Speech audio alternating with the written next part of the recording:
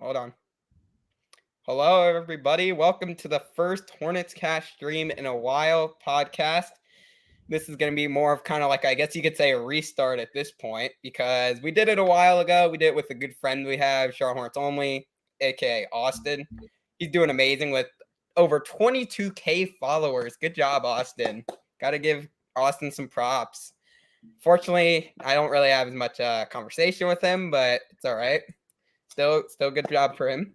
Maybe we'll communicate in the future. Maybe see him at a game or something. Still got season tickets, Austin. That is, but just wanted to say he does good work. So still wish him the best, even though he's not part of the podcast anymore.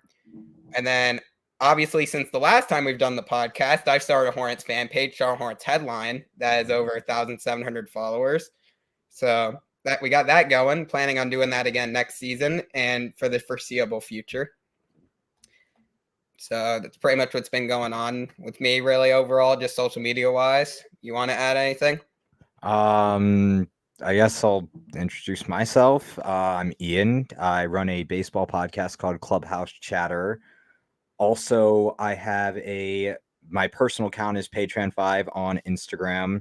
I'm a lifelong Hornets fan like Jake. We've been best friends for 8 years.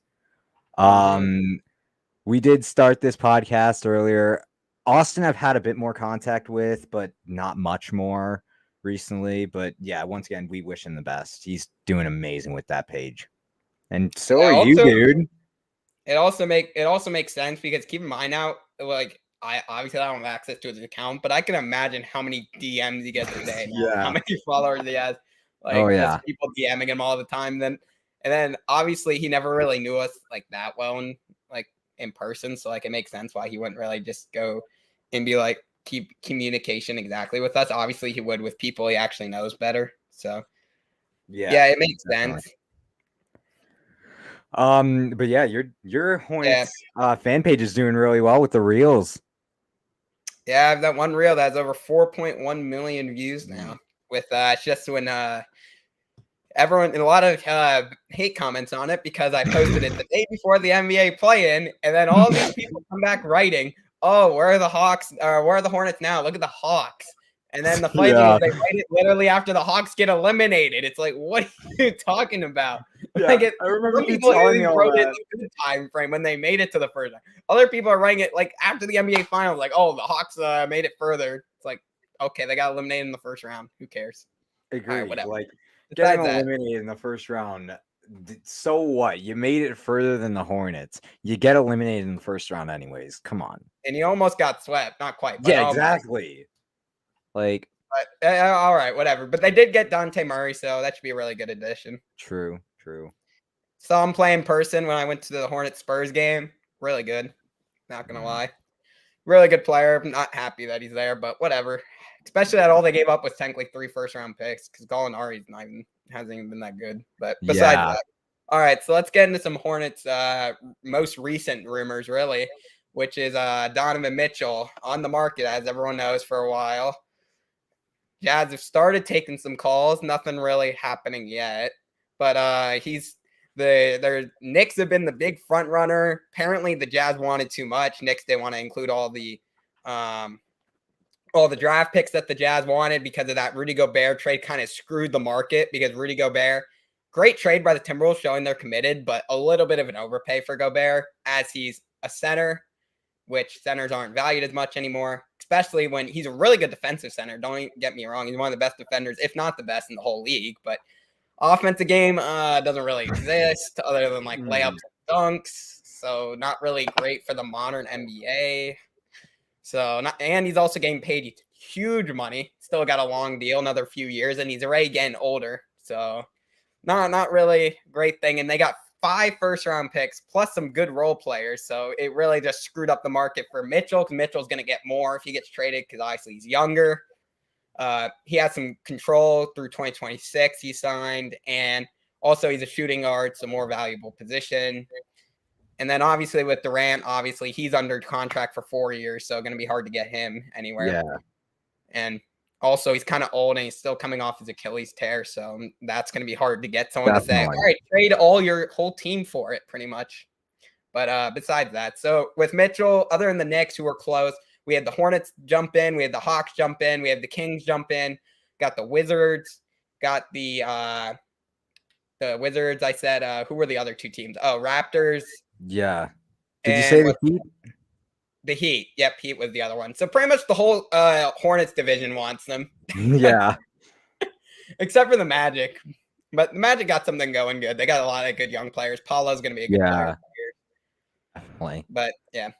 And plus the Magic. I'm personally not a huge fan of doing the Mitchell trade because most likely would look something around this, maybe more, but probably somewhere in the range of 5 to 6 first-round picks.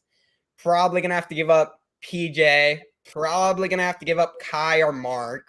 Probably more Kai. I don't think they would want to trade Mark yet. Probably going to have to give up like Book Knight or something else enticing like that. And then maybe a few other role players or maybe a couple seconds or pick swaps or something. It's a ton of value. Obviously, Mitchell's really good. Imagine Mitchell and Melo in the backcourt. Ooh, that would be nasty. But it's not really worth it for all that because then you pretty much just said, screw your bench. Let's become the Lakers real quick. And let's look at the Lakers, what happened. What happened? Really top heavy. 3 stars. Yeah, the last couple of years with them, like, geez.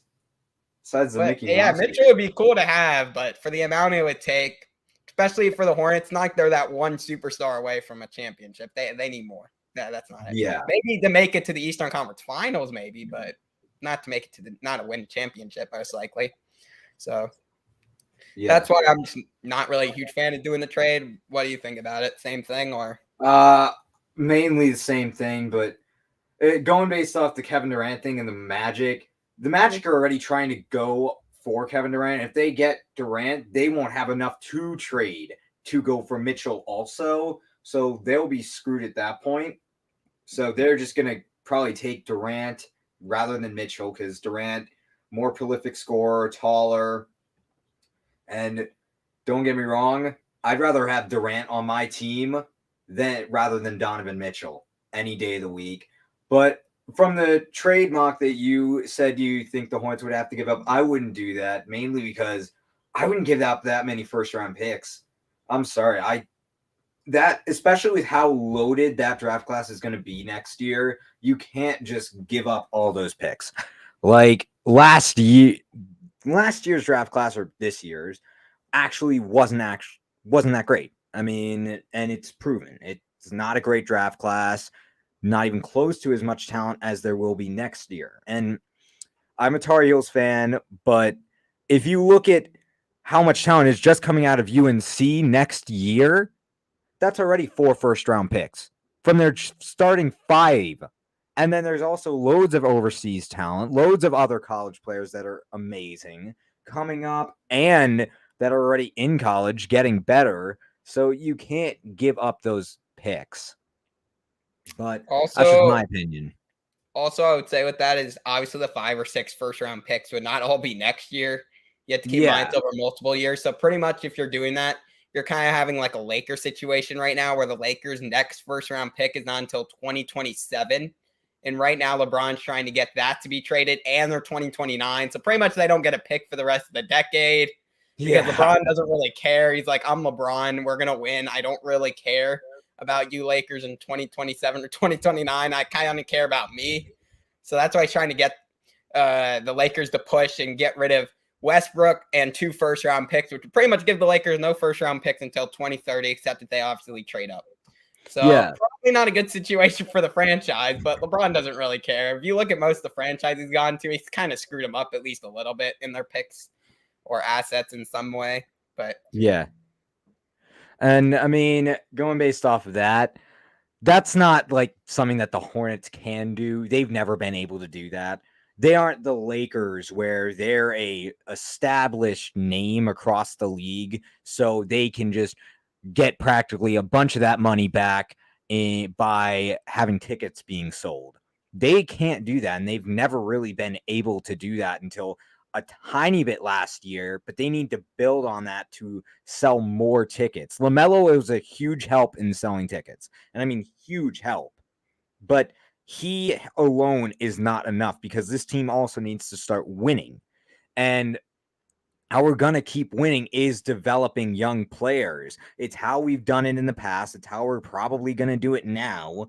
So we can't go full Lakers and sell all the young players to try and build a championship winning team, because you saw how that happened in today's day and age. They built a super team and they didn't even make the play-in. So you can't just do that and expect the best, especially when you're the Hornets. Yeah, also with that, I was going to say the Hornets, really what they're just missing is really a 5, which has been what they've been missing forever since pretty much, I guess you could say the last good 5 was Dwight Howard for 1 year. So really it wasn't that long. Yeah. But yeah, he was like he's probably one of the best centers in the Hornets last decade, I would say, really. Oh, yeah. Look back like 2010s to 2019, because that would be the last decade technically, or 2020. Well, but other than him, really, there wasn't a ton of great centers in that decade. Obviously, if you go back to the 90s, they had some good guys back then, but that was a really good team back then.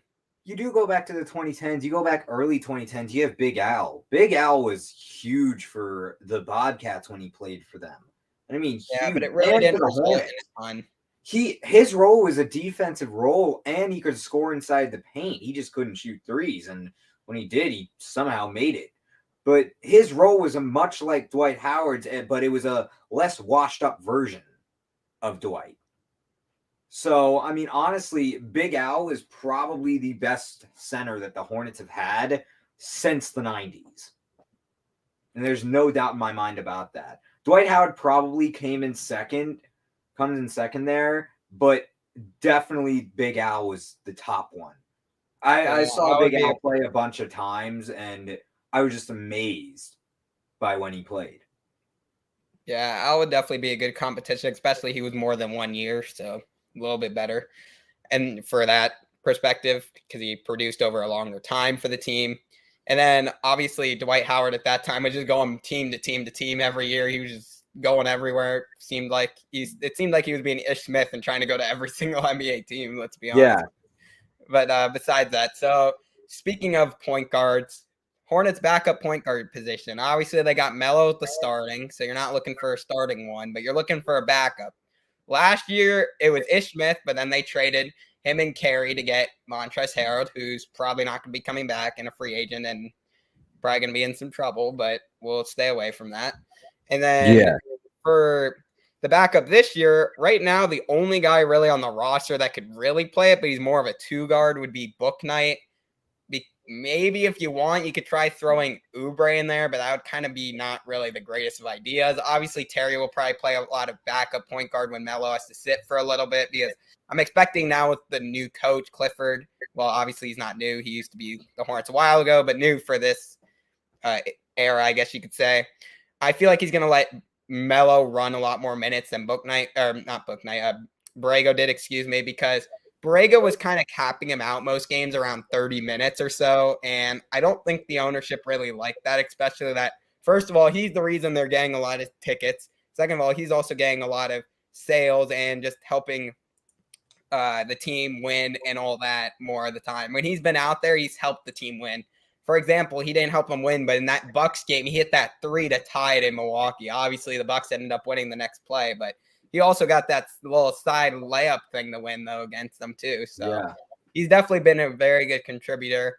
He does try to be a little flashy at times because he likes to be like that, but he gets through his plays good enough. He'll get it, obviously. And as time goes on, he'll just get better with those flashy passes. So if he still wants to be flashy, he'll be better at doing it at least, so he won't commit as many turnovers. I think that's part of the reason Borrego didn't want to play him, because Borrego is more like, you're just going to keep turning the ball over. I don't really care how good you play, really. I'm just going to bench you. But going to the backup position, last year was really IT once Ish left, because we needed somebody. So they went and signed IT. He played really well in the G League. He was scoring like 40 points for the Nuggets. Like 40 he dropped like 50 something in that. Yeah, one of the games he got like a 50 piece. The other he got like a 40 something. So he averaged like 40 something points in the G League, which is crazy. So the Hornets ended up signing him to a 10-day, then just signed him for the rest of the season. He was pretty good at that role. Obviously, he's a little bit short for the role. Can't play the greatest in defense. He plays good for his size, but when you compare him, other point guards a lot better defensively. So Hornets are kind of looking into. The rumor is they're going to either sign IT, bring him back, or bring him and Kemba back. It's looking like, which Kemba, obviously, it would probably be a low deal for both of them. Probably going to be close to the veteran minimum, maybe a little bit over because it's the Hornets, though, so you got to pay a little bit more typically, but probably not going to go too much over because at this point in their careers, they both used to be really good, but at this point, both of them are not the same player they used to be. Obviously, they're still good as a backup. I don't know if any of them are really that good as a starter anymore. But Kemba still has a little bit left in him, I think. Same with IT. So. I agree. Yeah. Kemba and IT, those would definitely be big signings because IT would probably be more like a backup point guard, of course, because he can't play shooting guard at all. And you might think, oh, Kemba can't either, but Kemba could probably go in as a backup shooting guard. So would Book Knight. And it would be more beneficial for Kemba and Book Knight to go as the backup shooting guards because Book Knight can learn from Kemba. And if you saw in the summer league, Book Knight wasn't really a great point guard. He's more of a shooting Book guard Knight didn't player. play in the summer league. Oh, right. I forgot he did. He got injured Right, before, unfortunately. He's yeah, still. my bad. I like Book Knight though. Every game he was there on the sideline, even though he was injured. He was still there. No, he I was in the definitely like huddle. Book Knight. He was with the team. He was getting hyped on the bench. He was being a good team player, even though he was injured. Yeah, he seemed like a Devontae Graham. Like, remember when Devontae when he Graham gets hurt with the knee and would jump up and down? I'm like, dude, how your knee's injured? Stop jumping. You're like, dude, you're gonna injure your knee again. You're like a torn ACL. Come on, why are you jumping on it? Like, bro. Geez. Yeah, Scotty Lewis ended up supporting too because he got hurt like a day or two before he had to get surgery. But the first day, he obviously couldn't. He was still in the hospital, so he kind of can't go to the game if he's in the hospital. But once he got out, he was there with his crutches and stuff, so that was good too. See the guys supporting each other because it's only summer league. Keep in mind, it's not even the regular season. They're still repping and trying to support the team, help them out all that any way they could. And unfortunately, those two guys were I was really looking forward to see them play because Book Knight especially because Book Knight got a few NBA chances, had that really good game against the Kings when pretty much the whole Hornets team was out for protocols almost, or at least a lot of them. So they didn't really have a choice. They kind of needed somebody that was a guard, so they went with him, and he had a really good game. Yeah. He really didn't play too much otherwise. Lewis really didn't get a chance at the NBA level last year, more just in the G League. He was really good with Kai Jones. They were both very good in the G League for most of the year, so it would have been nice to see them all play. But unfortunately, there was no true point guard on the team, really, which I think was a letdown. So I think a true point guard would have really helped out that team with the centers and spacing and pick and rolls and all that. Because the only point guard on the team was Jalen from the G League last year, who was really good in the G League, but Summer League, he was not good at all. And other than him, there really wasn't a point guard on the team, so it's kind of tough. But one thing I will say about Summer League, even though Bryce McGowan was amazing in Summer League, you can't really take Summer League into too much of an account because some of the best players never were horrible in Summer League, vice versa. Some of the worst players or people that never even make the NBA or were very bad in it were really good in Summer League. It's not always a direct comparison. Sometimes guys are really good in both and really bad in both, but it's still good to see him playing well, get some confidence with McGowan's. He was really good shooting. LJ Figueroa, same thing. And the other thing that I liked from the G League was the team. Like, I know Mark Williams wasn't playing great, but towards the end, the last few games, he was figuring it out. He was getting some rebounds, getting some layups, getting something going. But the thing is with Summer League, about 90 to 95% of those guys aren't NBA players. And even if they are, they're at the end of the bench. So it's kind of like they're not really playing against as good of defenders typically or anything like that. Like, obviously, you have your number one pick and number two pick, like Paulo and Chet playing, but they don't even play the whole Summer League. Paulo played 2 games, and the Magic said, all right, that's enough because I don't want him to get injured. Might as well. It's not really that beneficial. It's still Chet, good. I think, might have played the whole Summer League. I don't remember. Paulo played 2, and then the Magic shut him down because they wanted to be safe with him, I guess. Yeah, I was talking about Chet. I think he might have. Chet might have. I know he played because the Thunder are part of they were in the Utah League as well, which is the league before the Summer League. There's like a California one and a Utah one. He was in the Utah one, so the Thunder were in that. So he was playing in that as well. So he got a few, like 1 or 2 extra games on top of the Summer League. So yeah. I guess those teams just have an agreement so they can like play some more games because why not? It's kind of just more like Summer League, just not in Vegas, obviously. But yeah, Overall, the summer league was good, but not really. Can't really take it too much into account. Yeah. So going back to the book night point, I remember he didn't play in summer league. I forgot, was he a shooting guard or a point guard last year So when he book night's played? really more of a 2. Like teams Yeah, might try to that's make what I him play thought. 1, but he's really not a point guard. He's really more of a Yeah, shooting guard.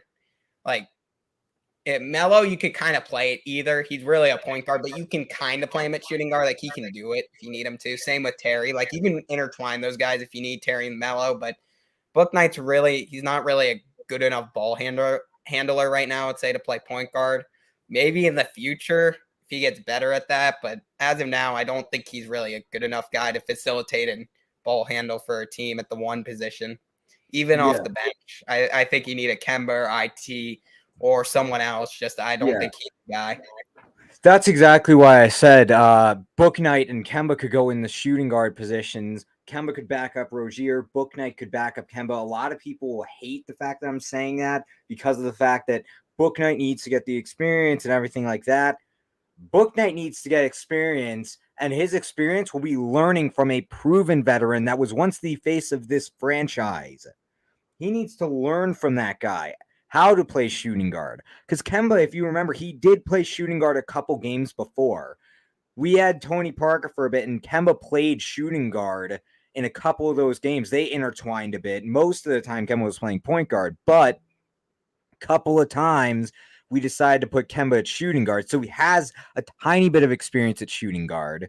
So, as I was saying, that is a good pairing for those two. Like having Kemba backing up Rozier, Book Knight backing up Kemba for if Kemba also gets injured. Kemba can still teach Book Knight, and Book Knight will be able to put it into games.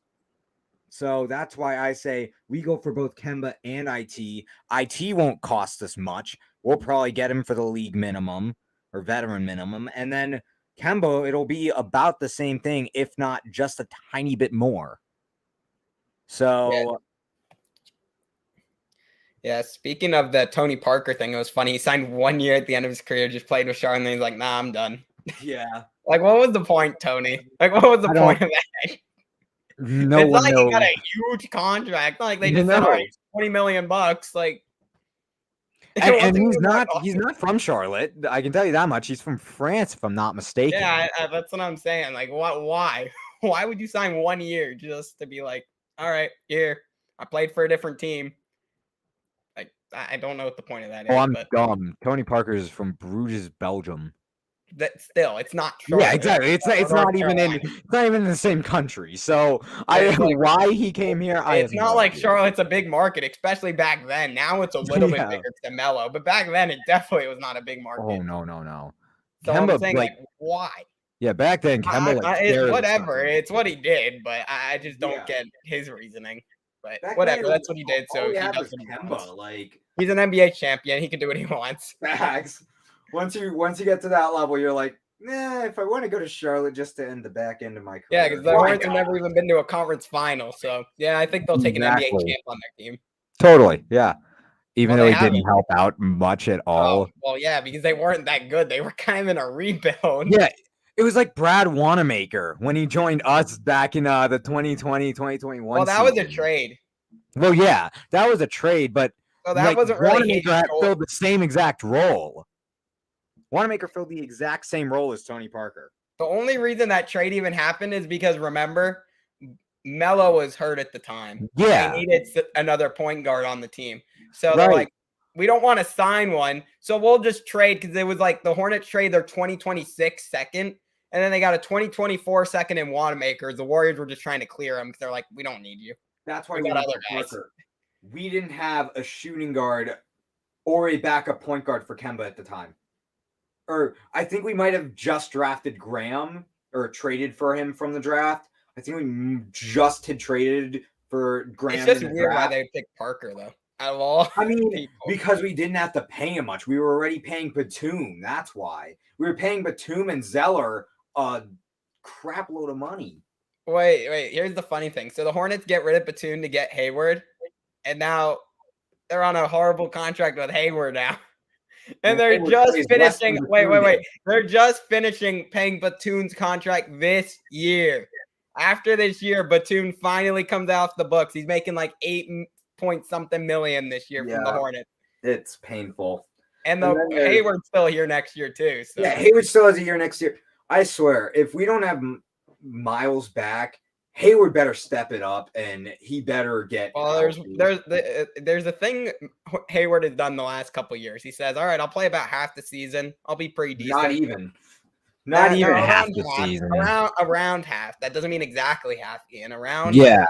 He's like, all right, I'll play around half the year, maybe a little bit more, maybe a little bit less. All right, let me get injured now. I'm just gonna go sit on my couch. Yeah, he played 44 games for us in 2020 out of the 72, and then 49 in 2021. A little bit more than half. Yeah, a little bit more than half, but he hasn't played a single playoff game for us yet. Well, we haven't made the playoffs. Yeah. If you don't make it. Oh, yeah, you mean play-in. Yeah, he hasn't played in either of the play-ins, if that's what you mean. Yeah, he hasn't played in the play-in. Dude, the play-in games. The play-in games were painful to watch, dude. Those were really painful. Like, I knew if we didn't make it to the playoffs, then we would be firing Borrego. I knew it. No matter how much we lost by in the play-ins.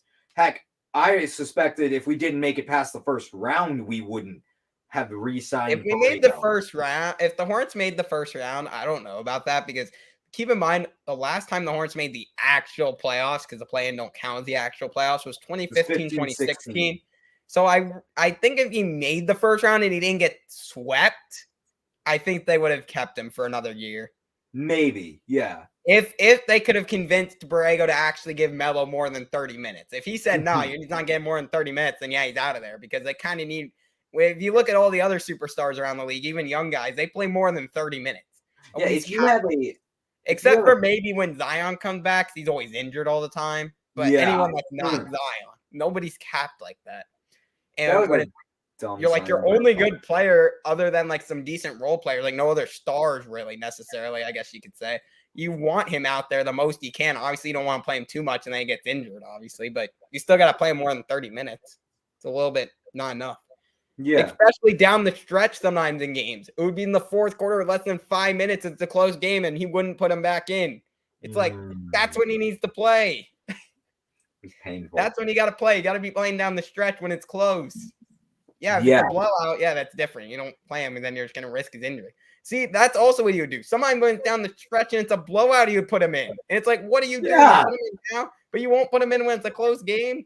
Like, Borrego, you got no logic right there. Makes no sense. It was dumb.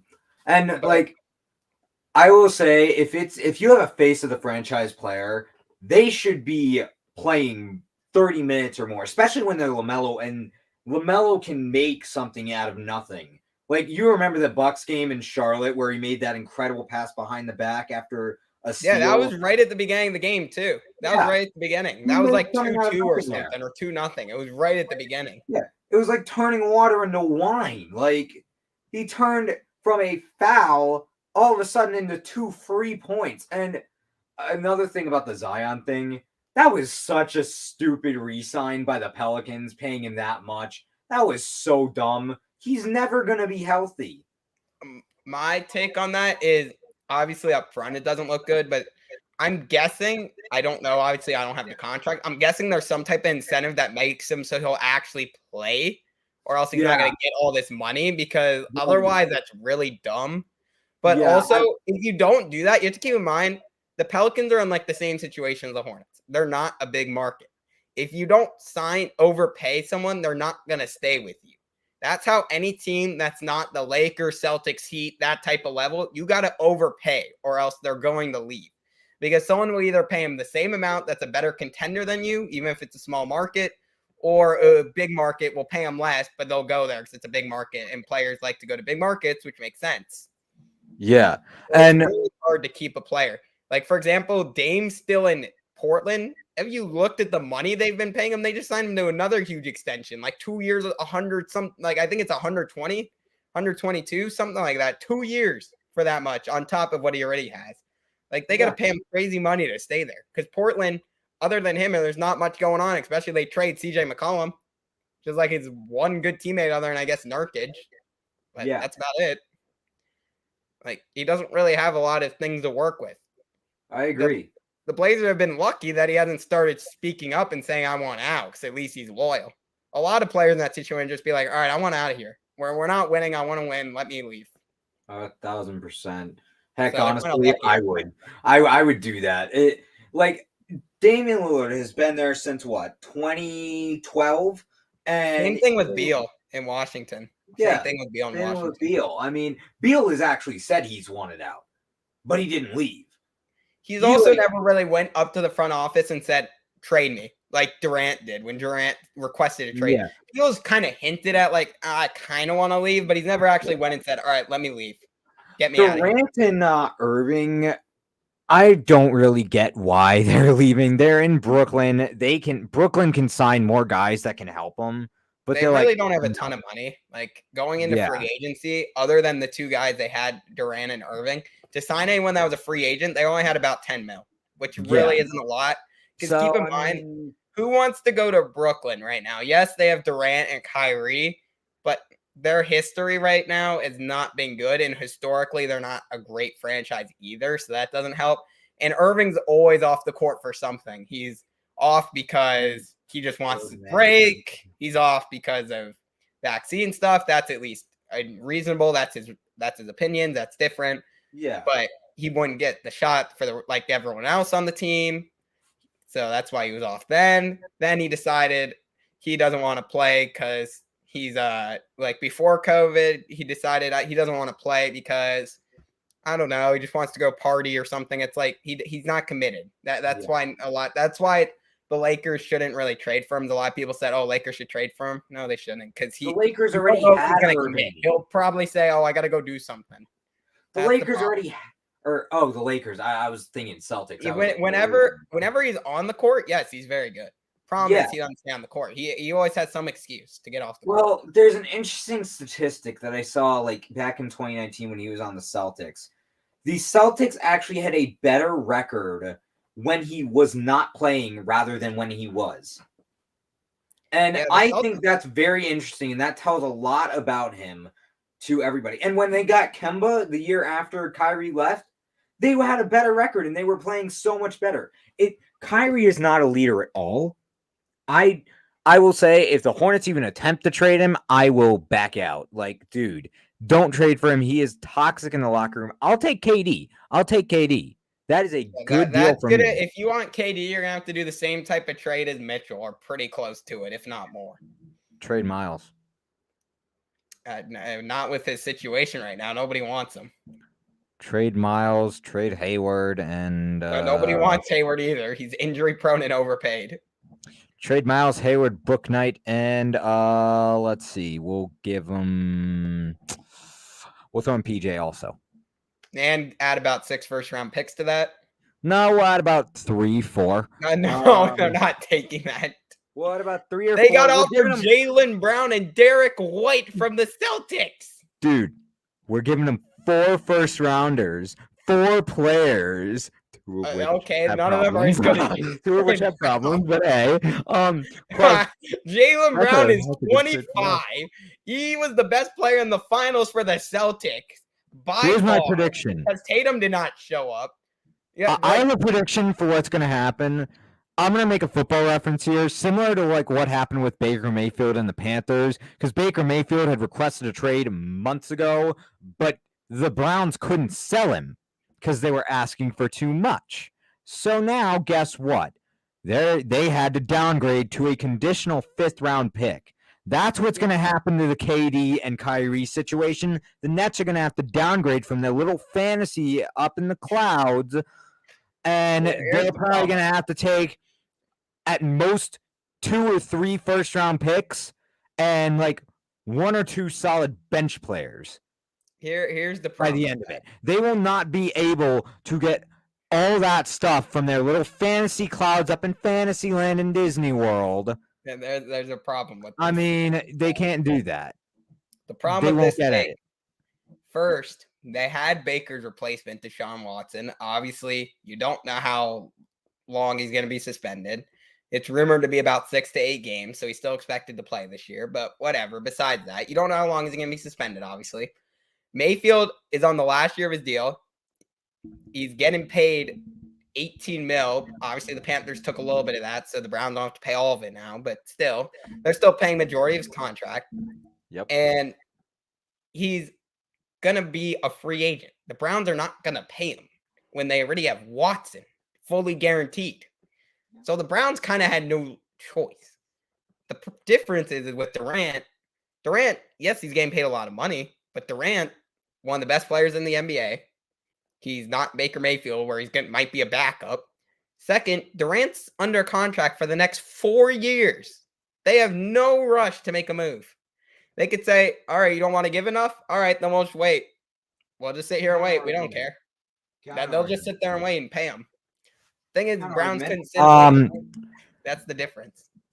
Katie and Kyrie are going to do the same thing that Baker Mayfield was going to do. They're going to sit out the season if they don't get traded. I guarantee you they will sit out. Do nothing. Durant, they'll say to Durant, go sit out 4 years because they have him for 4 more years, Durant. They will end up getting a trade through no matter what happens because they don't want to play. They don't want 2 players in the locker room that won't play.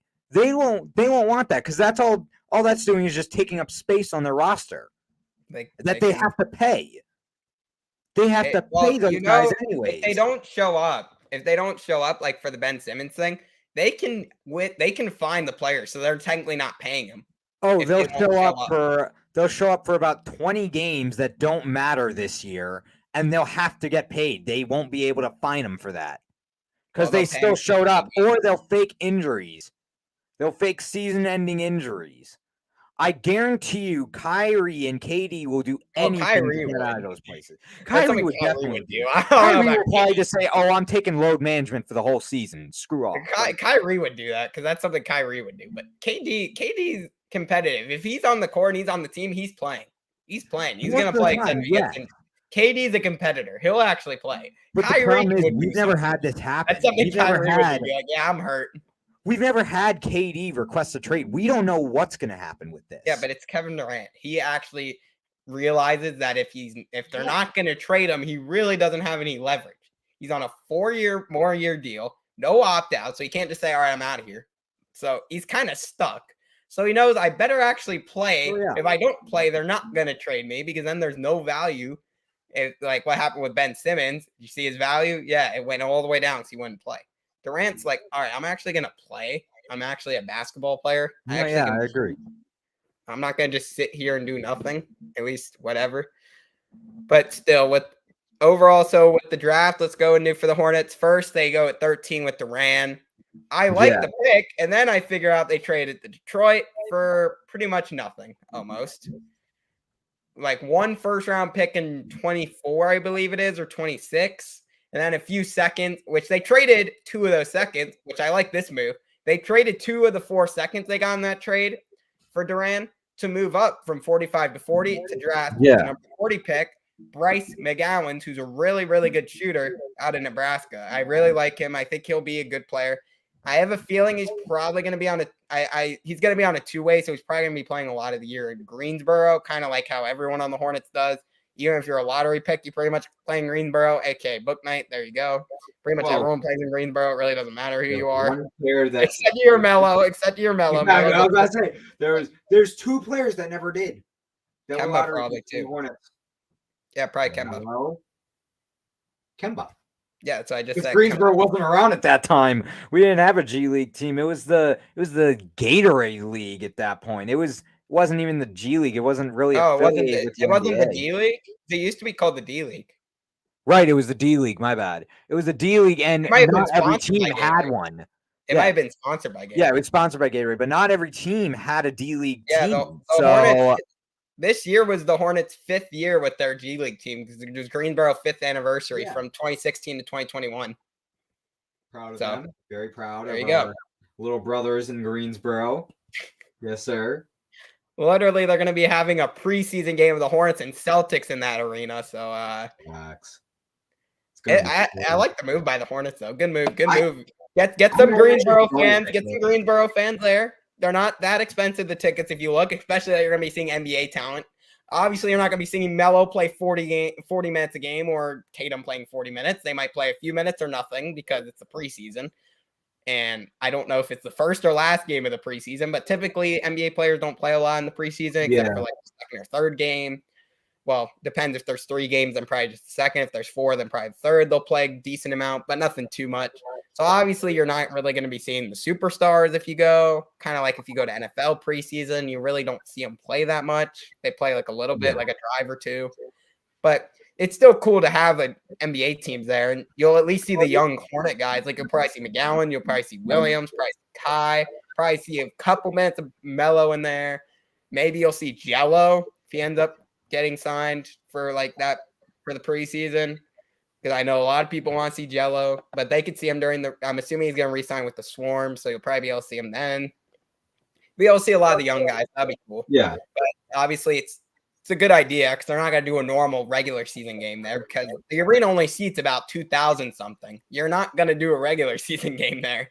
That's not going to work very well for the ticket. No, it won't. A preseason game, it's preseason, like whatever. And you get some Greensboro fans to see them, and then they're like, oh, it's a good team. All right, I'll drive an hour to go to Charlotte or hour and a half, whatever it is. And there you go. You're like Austin, drive from High Point all the way to there. I mean, come on.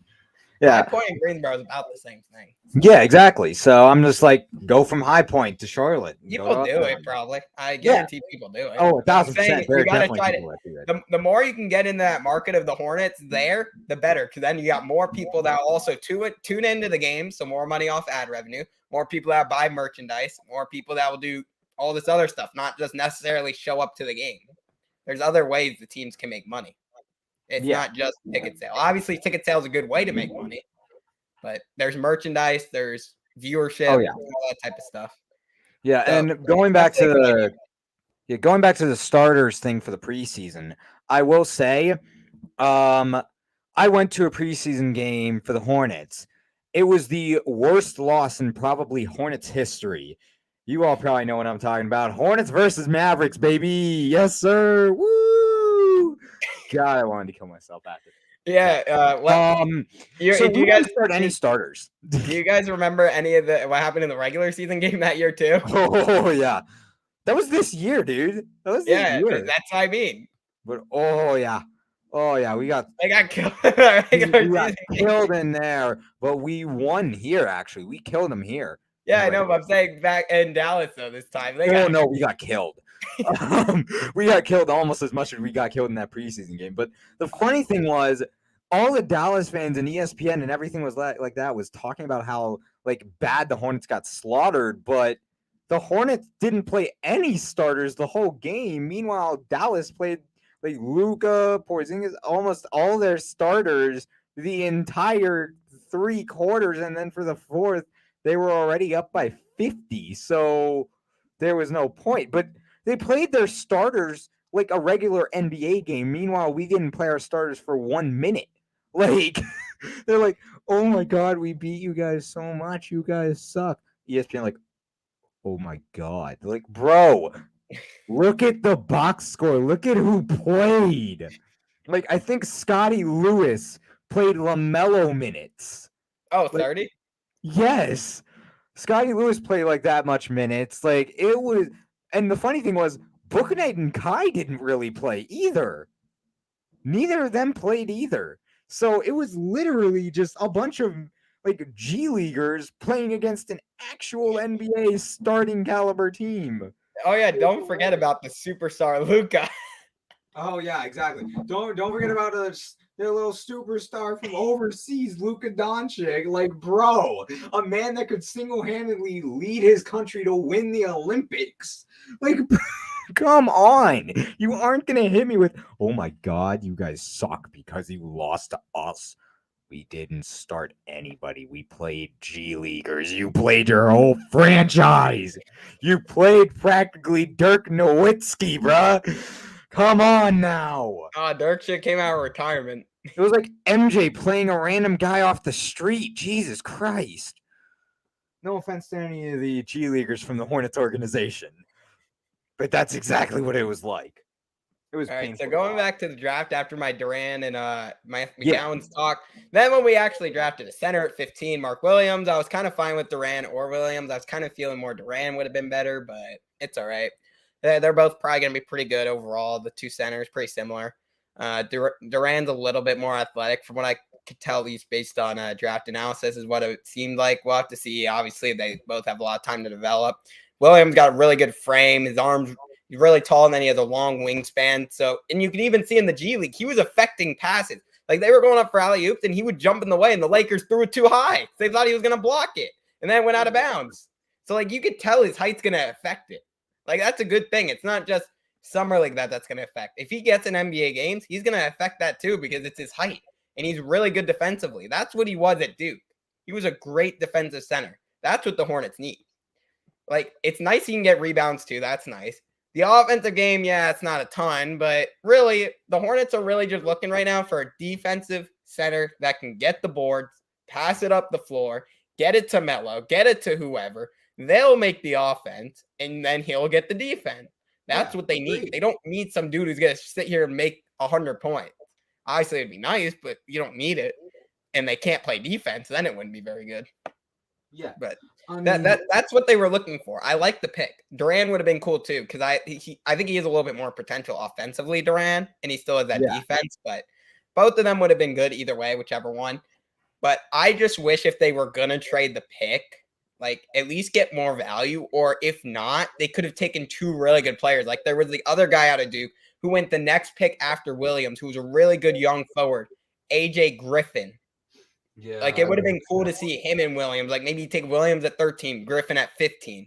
Like if that's your guy, if Williams is your guy, that's what the Hornets said why they trade Durant, because Williams is their guy. So you take Williams at 13. Yes, it's a little bit of a reach with Durant on the board, but who cares? If you know he's good, you do it. Chiefs drafted Mahomes at 10. People said that's a reach. So okay. Yeah. Doesn't really matter. Drafting's not always right. Yeah. It's kind of just let's see who wins the lottery game, pretty much, if you think about it, because it's just some guys are going to be good that are supposed to be drafted high, some won't. AKA the Hornets drafting pretty much for a very long time when they had high picks. Michael King first. There you go. There's an example. That didn't work too well. Yeah, Bradley Beal was in that draft. Yeah, there was also a draft where the Hornets drafted and they could have had Donovan Mitchell. But no. There was also a draft where we drafted Cody Zeller and we could have had Giannis. Well, everyone was passing on us because you have to keep in mind at that time, Giannis was a very big project. There was a small chance. Cody Zeller, bro. Like, no, I know, but I'm saying keep in mind at that time, Giannis was overseas from Greece. He was a very big project.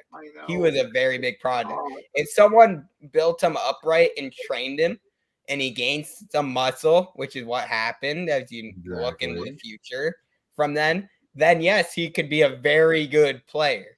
The problem was you really had to develop him and really get him in the gym. Yeah. The Bucks got him to do. Yeah. But if he went somewhere else, he might have never been good because it was a very big shot. It's kind of like a similar situation, but I think it's even a bigger project, Giannis, than this one, but kind of a similar situation to Josh Allen when he went to the Bills. He was a huge project too, but I think Giannis was more of a project than Josh Allen, but same type of thing. Josh Allen was not very accurate at throwing in Wyoming. That was his problem. He had the athletic ability, but he couldn't hit his passes. In his rookie year, he couldn't either. But then every season, he's built up. And then last year in the playoffs, he had a shootout with Patrick Mahomes. And if the new overtime rule was then there, where teams both get a chance, then probably would have kept going. But it was a coin toss, so that's why the Bills were mad and wrote to the NFL change the overtime rule, just like the Chiefs did when they lost to the Patriots in the AFC Championship. Same thing, because everyone's mad. Same thing the Titans did in the championship.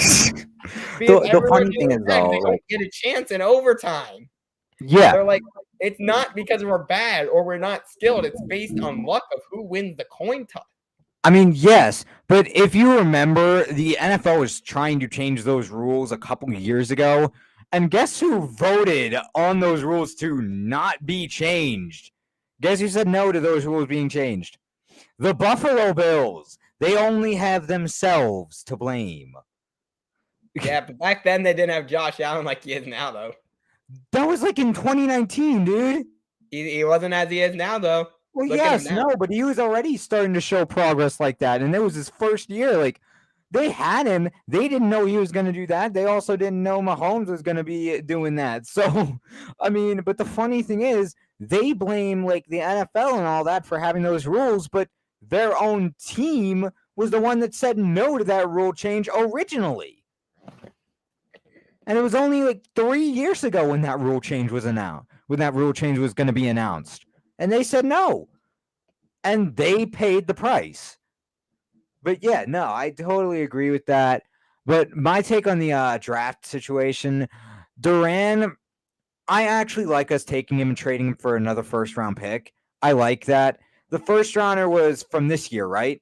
Or was it from... No, the first rounder's 24, 26. I don't think it's 24, and honestly, I like 24 draft class too. I'm pretty sure it's via a team that's going to be very good then. So it's really going to be a late Yes, it's going to be the Nuggets. It's via the Nuggets, and I'm pretty sure it's 24. 24 Nuggets, correct. Because originally when the trade first came out, we did it with Detroit. Obviously, Durant went to Detroit. Originally, it was speculated that we got, remember how they did a trade to get rid of Grant and they got 2025 first from the Bucks? Yeah. Originally, that's what they thought we got. That's actually what the Knicks got when they did a trade too.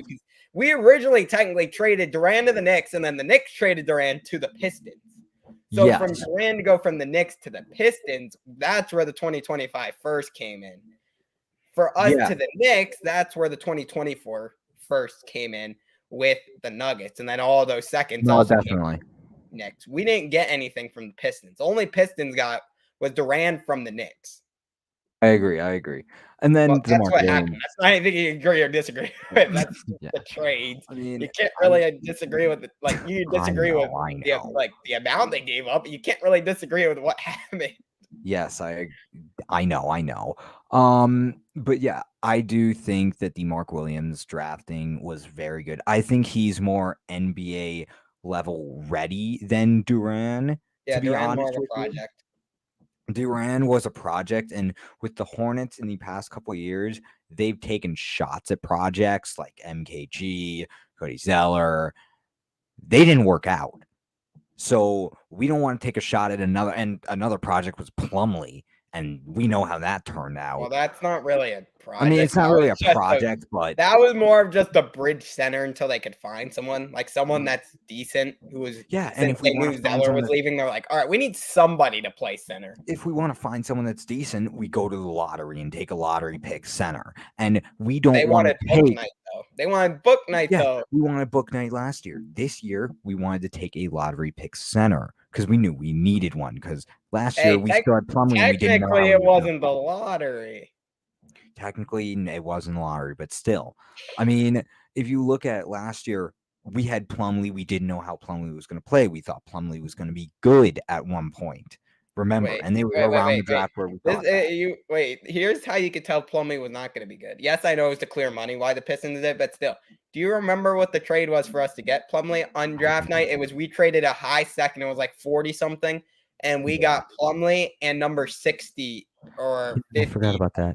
Well, it was high mainly 50 or 60s that he was on. It was either high 50 or 60 because there's only 60 picks. So it was either high 50s or 60s. I believe it was high 50s, so we could get a different pick instead of 40. So we moved back about 10, 15 spots, but we got Plumlee. That was the point. Because the Hornets needed somebody. The Pistons are like, all right, we're not going anywhere anytime soon. We don't need this dude Plumlee who's getting paid like $9 million or $8 million. We don't need him. Just get out of here. Yeah, I mean, but yeah, so the Mark Williams drafting was very good because we drafted a decent center and Mark Williams is a good center. I can tell you he's going to be good, most likely. He's definitely going to be better than Plumlee. So that's already an upgrade. And honestly, that's the one I would rather draft between the two. I told you on draft night when we drafted Williams, that was the guy I wanted more than Duran. And you were like, but Duran, yeah, he's a project, but I think he could be better than Williams. But here's the thing.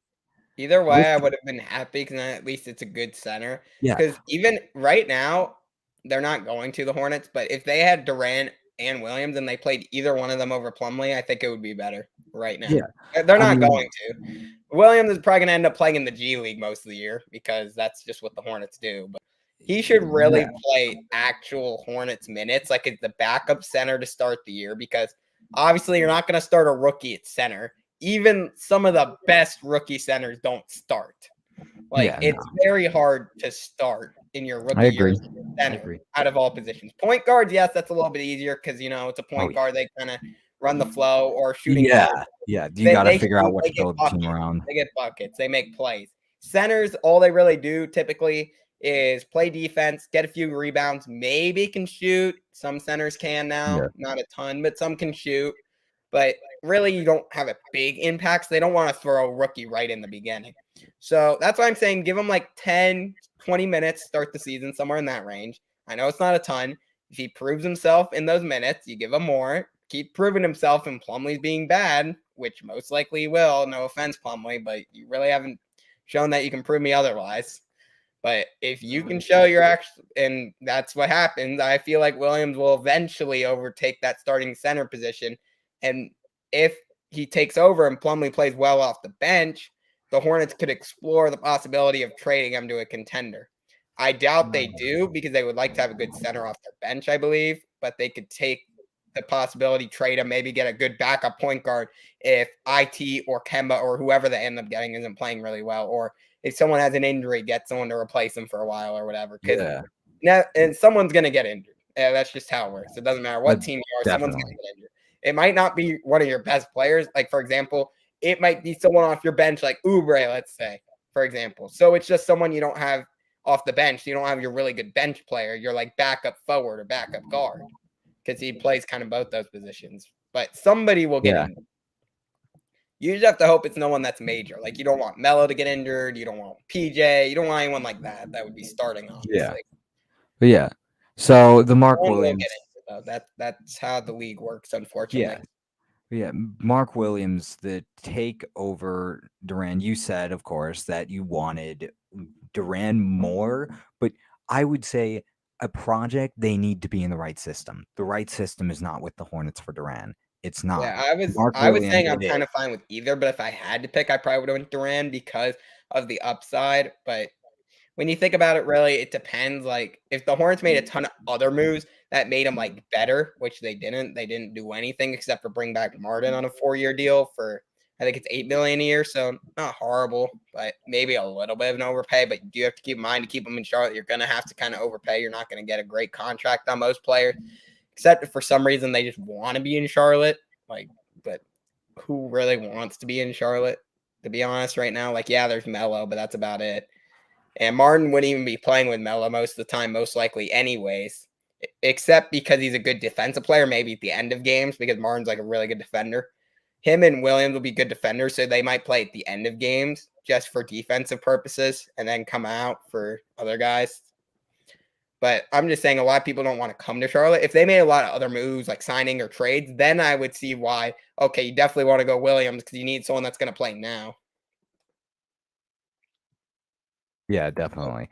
I mean, Williams, not only will he play now, but he fits the scheme. He is a tall center that can also run with the offense. So unlike Plumlee, who is very slow, Williams not athletic. That's the point. I know Plumlee's not athletic. Meanwhile, Williams is. Williams will definitely fit the scheme. Williams will hit with LaMelo. LaMelo will be able to lob it. LaMelo will be able to do so much with Williams that he was not able to do with Plumlee, because Williams can actually catch the ball as well. Yeah, yes, I'm taking shots at Plumlee. That's why Williams is going to be. That's why Williams is a better defender, shot blocker, and all that stuff compared to Plumlee, because Plumlee just doesn't have the hops to jump. He also doesn't. I think his wingspan's pretty similar to Williams, but Williams definitely has a longer wingspan. But he doesn't have the vertical like Williams does. Williams has a good jump, has a good vertical. That's how he's going to contest. If people try going for alley-oops over him, it's going to be really difficult because he's already 7'6" wingspan, and he's going to be jumping. Yeah, imagine how high you're going to have to throw that. Yeah, have fun. Yeah, that's not going to work very well. I mean, if there's anyone that can do it, it's LaMelo. Well, people will do it. I mean, like on defense, like if it's an alley-oop and he's defending, people will be able to throw it over him. Like it's not going to never happen. Like even the best of defenders. But it's going to be very difficult. Yeah. I say Williams will be starting by at least the All-Star break. Yeah, he should end up starting at some point, except if he gets an injury or something, obviously, because if he gets an injury, then obviously that's different. But if he stays healthy the whole year and plays how I'd expect him to, with playing really good defensively, getting some rebounds, maybe getting a few points here and there and just some layups or something, nothing too major because as we've explained, he's not really an offensive player. He's more of a defensive guy. So I would expect him to just get a few things here and there, but I would expect him to be getting some good rebounding stats, get a few blocks. He's not going to have a ton of minutes, so he's probably not going to have a ton of blocks, but a few blocks here and there. And with that, that should give him enough stats and just showing good defensive intimidator. So, like, the intimidator badge on 2K, he's going to get gold of that real quick in a rookie year. And he'll get Hall of Fame. All right, besides that. So he's getting that intimidator, just like intimidating all those shots, making them offline or the passes or whatever they're trying to do. Then it makes the Hornets see, oh, he's good enough. All right, we got to start him. Also, keep in mind, we got Clifford now, who's a defensive coach. Yeah. I mean, that will definitely help. Getting Clifford was probably a bigger move. At the first point, I definitely hated it, but then I realized Clifford was definitely a defensive coach. And what did the Hornets need for years? We've needed defense. And what did we not have when Clifford was here the last time? Offense. What do we have now? We have LaMelo and Terry and a bunch of players that can play offense. Williams can even play offense with this offense. With this scheme, he can play offense. The fast-paced, he can play offense. He played defense. Williams is a great player, great fit for this scheme. Plumlee is not at any point. But Clifford really is what we needed. Borrego was an offensive coach, mainly actually just a development coach rather than offensive and defensive coach. Because if you remember, he still had the Hornets still had a bunch of streaks where they couldn't make shots, and Borrego didn't do anything. Meanwhile, with Clifford, that's the problem. The Hornets don't have. Clifford will teach the Hornets to shoot. Clifford and his staff. Clifford brings a great staff to the team. Clifford can teach this team to not have those droughts, to go drive inside, because that was a problem last year. We would drive inside and then pass it out for a three and miss during those cold drives. Problem really was when you played the good defensive team, the good team. Yes. When you play like the Kings or someone like that, most of the time, you didn't really have issues because they don't play defense.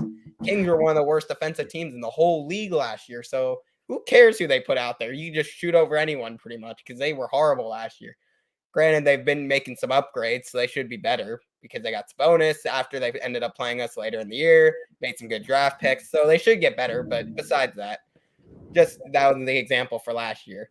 But as when you play the good teams, good defensive teams, like when you play Celtics, other teams like that, it's just harder to score. You can't just score on everybody. Like the Hornets still did good for what they could, but if you can't score on everybody, it's not offense wins games. It's good offense with better defense wins games. Yeah, no, definitely. Defense wins championships. Offense wins games, but defense definitely wins championships. So defense is what we've needed for years, and we're finally going to get it with with Clifford. So I'm happy to see it. That we signed Clifford, signed a good head coach that we've known. Mitch Kupchak knows him. All the guys know, or a couple of the guys kind of fired him right when he got there. I know, but there's still actually good stuff between the two. Yeah, it's kind of funny. As soon as you get here, fired. And now after a few years, I guess my plan didn't work. Let's go back, Clifford. Come back, buddy. Yeah, no, definitely. Is there any closing thoughts you want to do? I mean, I think it was a great first episode. Thank you to the people that did join and commented.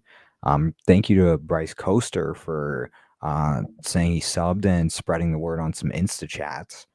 Thank you to Matt Berry for joining, or aka Hornets Culture. Make sure to check him out on Instagram. But other than that, no real closing thoughts.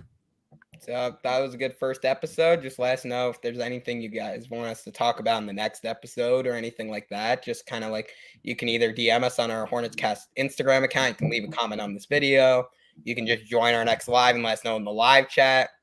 Obviously, we just kind of restarted this podcast and it only had about 27 subscribers going into this and followers about 50, 51, something like that. So obviously we didn't have a lot of following. So even if we tried to promote it, and we did, it's still not going to be a ton of people. So as we go on with this, it should increase, and then we'll have more people in here and more. We can do more like Q&A, answering questions. For now, it's kind of just going to be based on what we are thinking, except if someone comes in and asks a question. So until then, probably not going to be a ton more right now because it's kind of just the off season, except if the Hornets start making some moves, which I do not expect, especially with the situations going on with the players and the team, like that they have some off the court stuff, a couple of the players and all that. I really don't expect them to make a ton of moves. So I think it's just going to kind of be slow for a while. Yeah. So maybe once the schedule releases, maybe we can go over some key games or something, maybe like that. It's supposed to release, I saw the rumors about mid-August. August 15th. The rumor online. So it'll be mid-August. Because last year's was like August something too, like around that same day. So around August 19th is the expected release date of the schedule. So then we'll know every game, obviously, where they're playing. We'll finally get to know if this rumor is true that the Hornets will play their first ever Christmas Day game this year. They're rumored to be playing the Grizzlies on Christmas Day, which would be their first ever Christmas Day game for both teams. The Grizzlies and Hornets are the only two teams that never play on Christmas Day. That would be so exciting. Most likely, if I had to guess, would be in Memphis because the Memphis has the better future right now. Probably, let's be honest, their team's really good. They just went to they literally just made the playoffs and moved on. And Jaw was crazy. Jaw ended up getting hurt. Part of the reason probably why they lost. But that franchise, Memphis, I know they're a small market, but Jaw, they got Bane, they got some guys there. Jaren Jackson, like they're looking pretty good. I went and we went in person and saw them in February when they played in Charlotte. They were looking really good at the beginning of that game. Yeah, they were. They were going crazy. They were up like 30-something at half. Yeah. The Hornets ended up coming back in the fourth and cutting it to 4. And then Melo was complaining he didn't get foul calls, and then the team kind of had to hold him back. And then the fans were chanting, "Rush, you suck," and all that stuff. Attacked one of our own. It was really loud there, though, because that was a sold-out game. That's the loudest I've ever heard in Spectrum, a defensive chant in, like, the last 2 minutes. It was that loud. Because Ja was coming to town, it's a superstar, another franchise. Good chance. Meanwhile, LaMelo tried to attack one of our own team players. Like, it was a crazy game, even though they ended up losing. But yeah, I like the comeback though that they tried. They got close. Yeah. Even though they didn't lose the Grizzlies, that's still kind of embarrassing that the Hornets got within 4. That's kind of embarrassing, to be honest. If they ended up losing, obviously it would have been embarrassing. But at the end of the day, a win's a win, so who cares? Yeah. But definitely. I think that's gonna do it for this one. So thank you guys for listening, and obviously keep up with our Instagram, the Hornets cast, and we'll post on there. And we're gonna be doing a live. Try to give a little bit more notice than this one, obviously, because this one was kind of last minute. We just kind of posted about today. Yeah, we'll try to give a little bit more notice with a post or something like that, or a story. So, and if you ever have any questions or anything like that, you can always DM Hornetscast. You can DM our personals. You can DM our other accounts. They're all going to be linked on the channel. So if you just go into the about section, you'll see them all on there for Instagrams. And we'll see you in the next podcast. Yep. See you all in the next one.